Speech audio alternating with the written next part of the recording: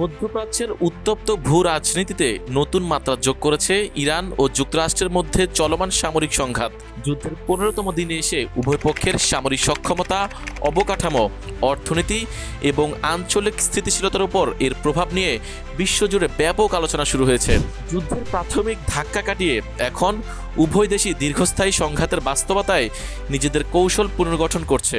যুদ্ধের প্রথম সপ্তাহে যুক্তরাষ্ট্র অত্যাধুনিক প্রযুক্তি নির্ভর আকাশ ও সমুদ্র অভিযান শুরু করে। পারস্য উপসাগর, ইরাক ও সিরিয়ায় অবস্থিত বিভিন্ন মার্কিন ঘাঁটি থেকে বিমান হামলা চালানো হয়। ইরানের সামরিক স্থাপনা, ক্ষেপণাস্ত্র ঘাঁটি এবং যোগাযোগ কেন্দ্রগুলোর উপর স্টেলথ ফাইটার জেট, ড্রোন এবং দূরপাল্লার ক্রুজ মিসাইল ব্যবহার করে যুক্তরাষ্ট্র ইরানের আকাশ প্রতিরক্ষা ব্যবস্থাকে দুর্বল করার চেষ্টা চালায়।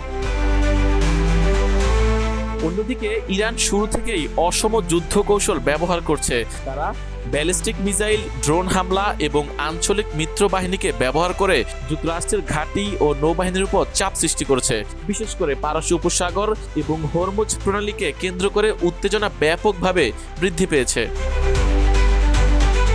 15তম দিন পর্যন্ত প্রাপ্ত বিভিন্ন সামরিক সূত্র অনুযায়ী যুক্তরাষ্ট্রের কয়েকটি সামরিক ঘাঁটি ক্ষেপণাস্ত্র হামলায় আংশিক ক্ষতিগ্রস্ত হয়েছে। কিছু যুদ্ধবিমান ও ড্রোন হারানোর খবরও পাওয়া গেছে। অপরদিকে ইরানের একাধিক বিমান ঘাঁটি, ক্ষেপণাস্ত্র সংরক্ষণাগার এবং রাডার স্টেশন মার্কিন বিমান হামলায় ধ্বংস হয়েছে বলে দাবি করা হচ্ছে।